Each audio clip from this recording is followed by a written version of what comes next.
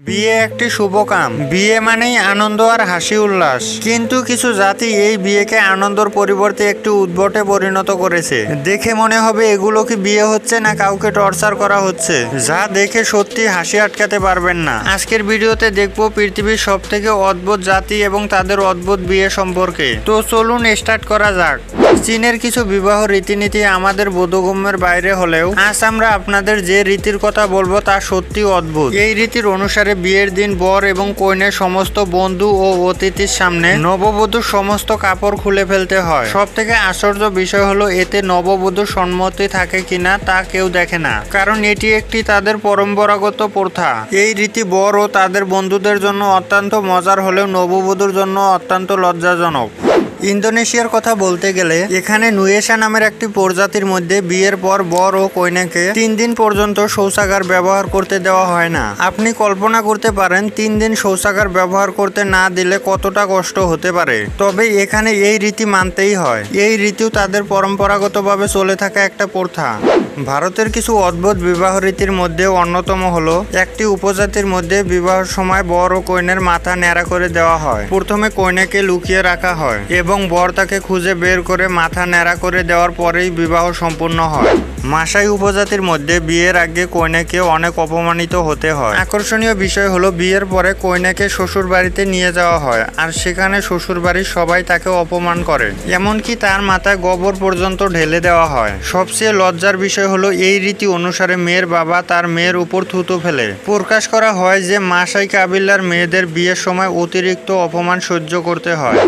এখন যে আমরা অদ্ভুত আচার অনুষ্ঠান সম্পর্কে বলবো তা শুনলে আপনার গায়ে কাঁটা দেবে। এই বিয়ের লজ্জাজনক আচার অনুসারে মেয়ের পরিবারের লোকেদের টয়লেটের খাবার ও জুস খাওয়ানো হয়। বিয়ের পর বর এবং কইনা যখন হানিমুনে যায় তখন তাদের বিবাহর বাকি খাবার টয়লেটে মিশিয়ে জুস তৈরি করা হয়, যা আবার কইনার পরিবারের লোকজনকে পান করতে হয়। আপনি নিজেই অনুমান করতে পারেন মেয়ের পরিবারকে মেয়ে দেওয়ার পাশাপাশি আরও কতটা কষ্ট সহ্য করতে হয়।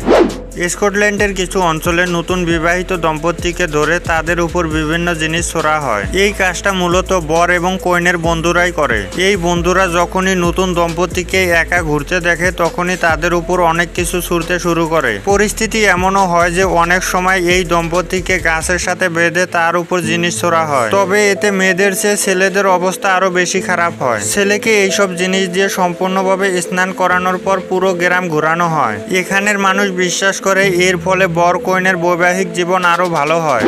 পশ্চিম আফ্রিকার বাতাবে গোত্রের লোকেরা একে অপরের স্ত্রী চুরি করে বিয়ে করে। বলা হয় এই গোত্রের প্রথম বিয়ে পরিবারের ইচ্ছামতে হয়, কিন্তু কেউ যদি দ্বিতীয় বিয়ে করে তবে দ্বিতীয় বিয়ে করতে হলে তাদের এই অদ্ভুত রীতি পালন করতে হয়। এখানে প্রতি বছর সেপ্টেম্বর মাসে একটি মেলা অনুষ্ঠিত হয়। যদি কোনো ছেলে কোনো মেয়ে বা অন্য কারো স্ত্রীকে স্ত্রী হিসাবে চায় তবে সে তার কোমরে থাপ্পড় মারে। এটা করলে মেয়েটি ছেলেটির সাথে চলে যায়। তারপর তারা কিছুদিন বা কয়েক ঘন্টা একসাথে সময় কাটায়। যদি তারা বিয়ে করতে রাজি হয় তবে তাদের বিয়ে করিয়ে দেওয়া হয়, আর যদি ছেলেটি এবং মেয়েটি বিয়ে করতে রাজি না হয় তবে তারা আবারও জীবনসঙ্গী খুঁজতে মেলায় চলে যায়।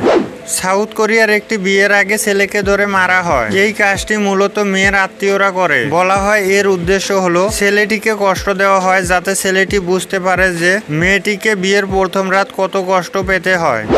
স্পেনে যখন বিয়ে হয় তখন মেয়েকে পরের দিনই রিসেপশন পার্টি দিতে হয়। এই পার্টিতে ছেলের টাই কেটে ফেলা হয়। ছেলেটি 2টি টাই পরে আসে এবং এই টাইগুলোকে অনেকগুলো টুকরো টুকরো করে ফেলা হয়। তার টুকরোগুলোকে পার্টিতে দরদাম করা হয় এবং এই দরদাম থেকে যত অর্থ প্রাপ্ত হয় তা দিয়ে বর এবং কইনা হানিমুনে যায়। মেঘালয়ের একটি জাতিতে বিয়ের আগে এখানকার মানুষ দেখে মেয়েটি কতটা মোটা। যদি মেয়েটি মোটা হয় তবে তার বিয়ে হয়ে যায়, আর যদি মেয়েটি মোটা না হয় তবে তাকে এমন জিনিস খেতে দেওয়া হয় যাতে মেয়েটি মোটা হয়ে যায়। মেয়েরা এত খেতে খেতে কখনো কখনো অসুস্থ হয়ে যায়। এখানকার মানুষের বিশ্বাস যে যদি মেয়েটি মোটা হয় তবে সে পরিবারের দায়িত্ব ভালোভাবে পালন করতে পারবে। দক্ষিণ আফ্রিকার কার্গো দেশে এখানে একটি নিয়ম হলো যে বিয়ের দিন কেউ হাসতে পারবে না। অবাক করা বিষয় হলো এখানে বর ও কইনাও হাসতে পারবে না। এখানে তারা মনে করে বিয়ের দিন হাসলে সেই ব্যক্তির কোনো গুরুত্ব নাই, আর এই জন্য বিয়ের দিন এখানে ছেলে মেয়েদের হাসতে মানা করা হয়। চীনের তোরাস নামক একটি উপজাতিতে বিয়ের দিন ছেলে মেয়েদের হাতে ছুরি দেওয়া হয়। এখানে একটি মুরগির ছানা মারতে দেওয়া হয় এবং তার লিভার চেক করা হয়। যদি লিভারটি সম্পূর্ণ সুস্থ হয় তবে এটি তাদের জন্য শুভ মানা হয়। যদি এই লিভারে কোনো সমস্যা থাকে তবে তাদের নতুন মুরগির ছানা কেটে লিভার পরীক্ষা করতে হয়। যতক্ষণ একটি সুস্থ লিভার পাওয়া না যায় ততক্ষণ এই প্রক্রিয়া চলেই থাকে।